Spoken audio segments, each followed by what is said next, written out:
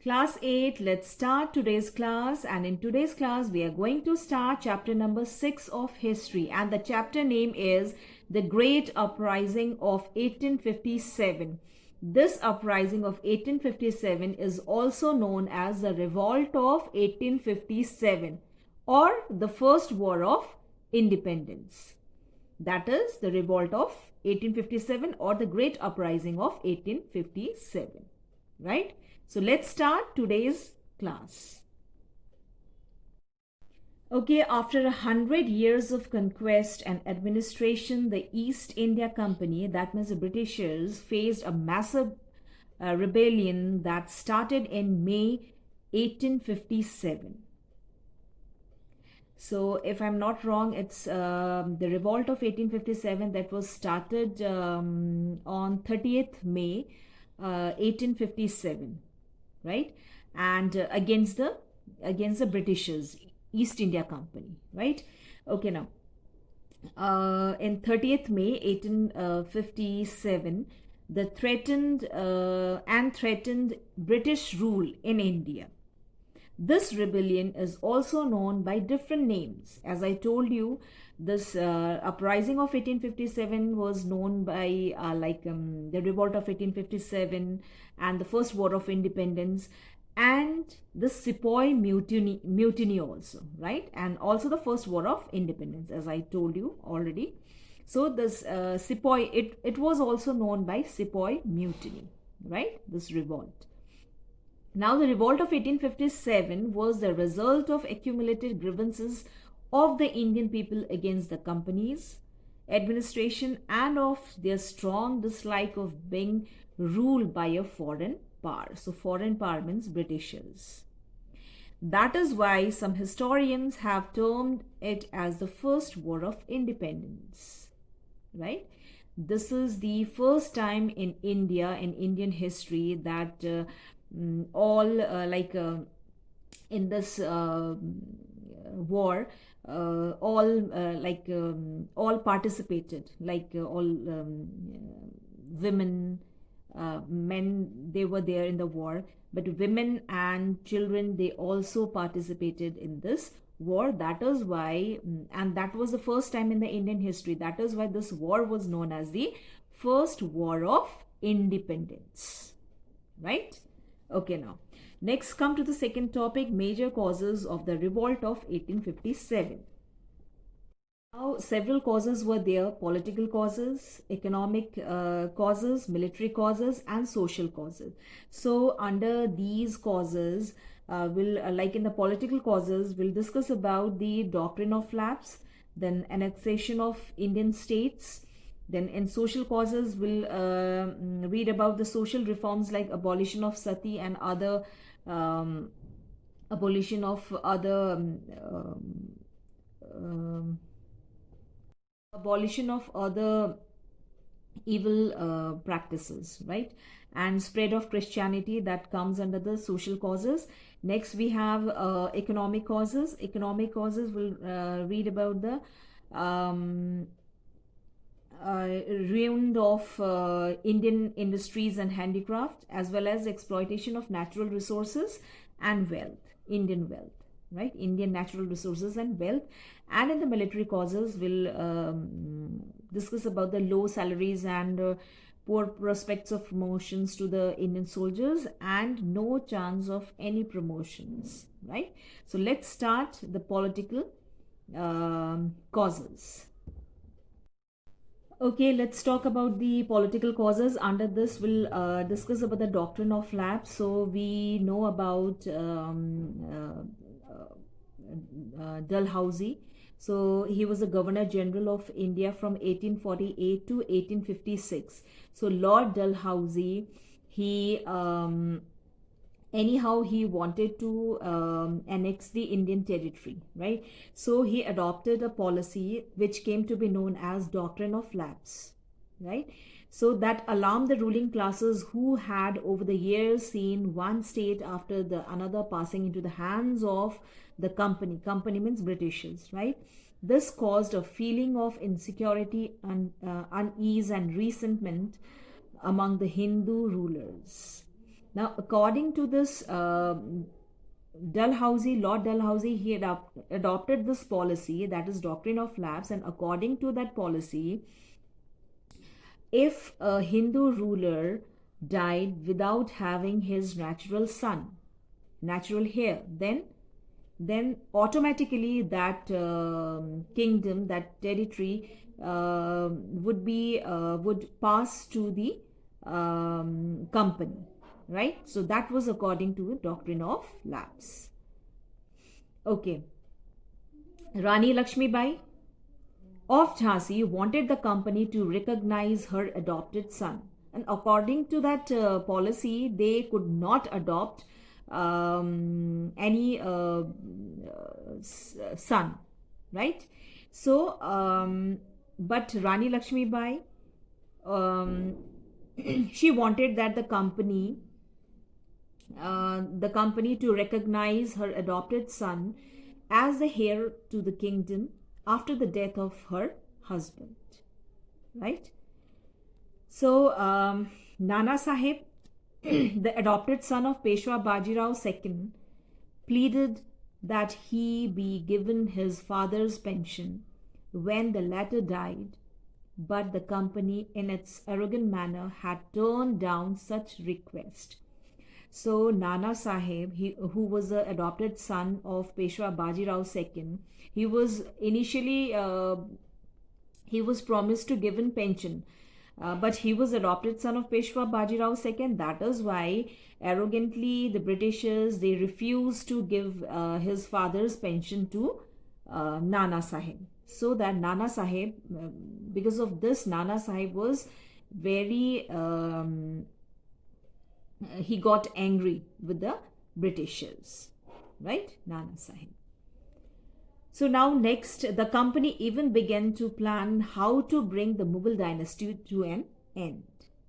The name of the Mughal king was removed from the coins minted by the company. In 1849, Governor General Dalhousie announced that after the death of Bahadur Shah Zafar, this is very important, just underline, the family of the king would be shifted out of the Red Fort and given another place in Delhi to reside in. So the Governor General Canning decided that Bahadur Shah Zafar would be the last Mughal king. So Bahadur Shah Zafar would be the last Mughal king, and after his death, his successors would not took the throne, and they would not use the title Raja, the king, right? So his descendants would be recognized, would not be recognized as a king, and they would just be called princes. Clear? So anyhow, Dalhousie, or we can say Britishers, the British company, they wanted to seize, they wanted to capture Indian territories. So this was according to the this doctrine of lapse. And one more is there. Lord Dalhousie had annexed Awadh to the British company on the pretext of mismanagement. So they seized, or the Britishers, they seized this Awadh by saying that the Awadh was a big province, big area, and that was not managed properly. That area, that province was not managed properly. In that pretext, they seized Awadh, right? Most of the country was under British Raj. Those states which were not directly under them had the British residents in their courts, so they dared not fight against the company, right? Okay, now next is social and religious causes. Okay, the Britishers, the English introduced a number of changes in the social life of Indians.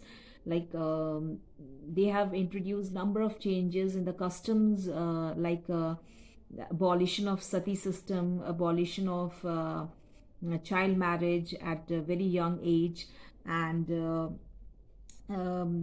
adopting a Widow Remarriage Act, as well as banning in the child infanticide. So child infanticide means it's a killing infant child in the womb only, right? So but the Orthodox Indians, Hindu, regarded these innovations or these changes as an interference in their social life, right? Though these innovations were very good step, but our Orthodox Hindu, they thought that they were the Britishers were interfering in our religious life, right? Okay, the Britishers, they try to convert Indians to Christianity, right? By propaganda and by offering good jobs or positions. So they try to convert Indians into Christianity, right? By offering, or by propaganda also, and by offering Indians good jobs and positions. Now, the introduction of railways meant that the untouchables would also travel in the same compartments as Brahmins. The Orthodox section considered it an attempt to defame their religion. So we all know, and that time the caste system was very rigid, right? So introductions of railways, that means compartment is there, and compartment is there, and in that compartment, people of all the castes, they have to sit, they sit together, right?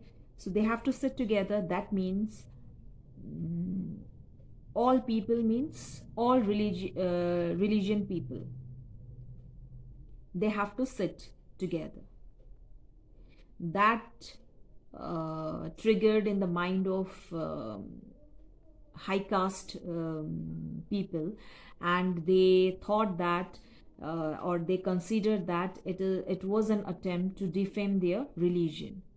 Why? Because they thought that they were very superior, they have very superior religion, and other caste, the Brahmin people, they thought other caste, or they saw other caste as a inferior uh, caste, lower to them, right? So the introduction of railways meant that the untouchables, so untouchables means lower caste, would also travel in the same compartments as Brahmins. So the Orthodox section considered, Orthodox section means the high caste people like Brahmin, Kshatriya, they considered it at the introduction of railways as an attempt to defame their religion, spoil their religious belief, right? Though that was a very good step, introduction of railways, directly, indirectly, it benefited to Indians, right? So that will come to know. I'll discuss that later on. Now, the government made teachings of Christianity in the government schools and jails obligatory. So, people, prisoners, as well as the government schools, they started preaching or teaching in Christianity. And law of 1850 provided that a convert to Christianity from any religion would be entitled to inherit ancestral property. This was indirect encouragement to the people to embrace Christianity. Law of 1850 encouraged Indians to embrace the Christianity, because according to that law, it was said that convertees or the Hindu who converted into the Christian or Christianity, Christian religion or Christianity from any religion, would be entitled to inherit their ancestral property. So this was an indirect encouragement to the Indian people to embrace Christianity. Next is the spread of Western culture and English education was resented by the orthodox section of society. So the Britishers, they started like um,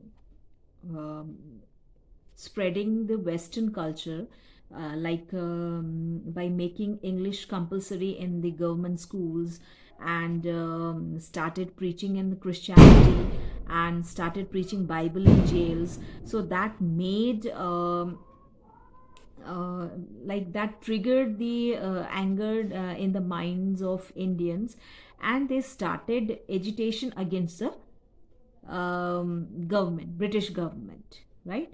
So that these are the social and religious causes for the revolt of 1857. Now, next is economic causes. So, economic causes means related to money, wealth, right? So how Indians wealth resources drain to the England Britishers. So by abolishing duties on British goods, that means duties means taxes.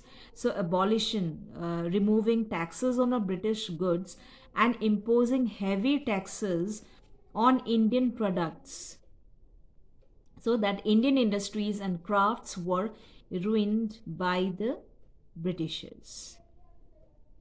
And I already told you in the previous chapter that Indian clothes, Indian textiles, cotton and silk textiles were very popular in the in England that time. And Indian weavers, they used to export those Indian cotton and Indian silk clothes to England, and they were earning a lot of foreign exchange. Seeing that popularity, Britishers, they started imposing heavy taxes, heavy duties on exporting those goods, textiles, right?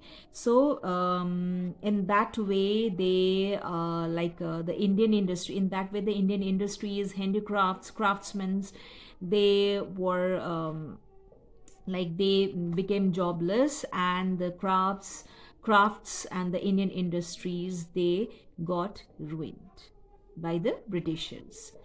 Now they would buy the raw materials from the farmers and weavers at cheaper rates and send them to England to feed their factories, industries. Cotton cloth from England flooded the markets, and the local weavers were unable to compete with machine made clothes. And they, after that, they also started machine made clothes, which due to which the Indian weavers could not earn their livelihood, right? Because we know that the machine made goods, they like that they that the machines can make clothes and the products more faster than the than manually, right? So by paying high salaries to the company's officials, both in the civil and the military administrations in British Indian princely states, India's wealth was drained away to England. So in administration, administrative work also, services also, and in military services also, there were British officials were there. And Britishers, they were paying high salaries and high allowances to them, right? So in that way, the Indian states were required to pay a heavy cost of maintaining the company's forces, that means armed forces, and the residents in their areas. This money was sent to England as their saving, right? So, in other sense, we can say that the Britishers, they were using Indian resources to feed Britishers or British officials, right? By giving them salaries or paying them pensions, allowances, and many more. So that was economic exploitations. Now come to the military causes. So military causes, the Indian soldiers were discriminated. They were considered inferior. So in Indian army, and both Indian as well as the British soldiers were there, right? So they recruited both Indians as well as Britishers, but Indian soldiers were discriminated. So discriminated means they were Britishers, they thought themselves as superior to Indians, right? That is why the Indian soldiers, as compared to the Britishers or British officials, they were not getting proper salary, as well as they were not getting, there was less uh, prospects of promotions also.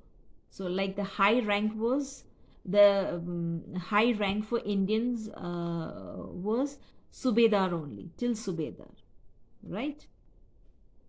So there was they were Indian soldiers were discriminated, they were not given proper salary, and there was less prospects of promotions.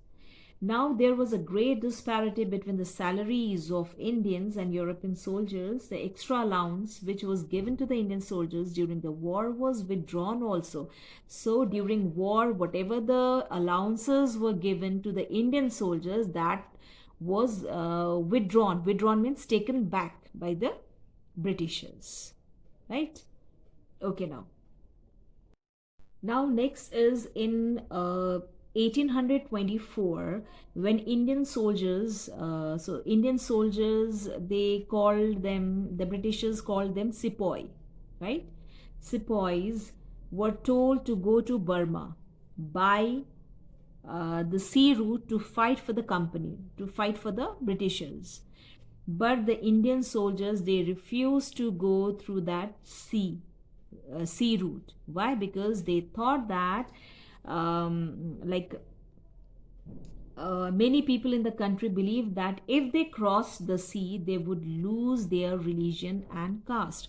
Because Sindhu River, they had to cross Sindhu River to reach Burma by that sea route, right? They had to cross Sindhu River. So according to the Hindu religion, Sindhu is a sacred river for them. So if they crossed that sea, Sindhu River, they would lose their religion and caste. That is why Indian soldiers, like Brahmin soldiers, they refused to go to Burma through that sea route, right? So now some of the new rules adopted after that, and that was came to be known as General Service Enlistment Act. So it was not written in your book. Better you note down this General Service Enlistment Act. It is not written in your book. Add on General Service Enlistment Act, GENERAL, General Service, SERVICE, Service Enlistment, ENLISTMENT, Enlistment Act, ACT, Act. Now according to this act, so this act was adopted by the Britishers when the Indian soldiers refused to go to Burma through the sea route. So this act was adopted by the Britishers, and according to this act, the Indian soldiers should get ready to serve their masters or to serve the company.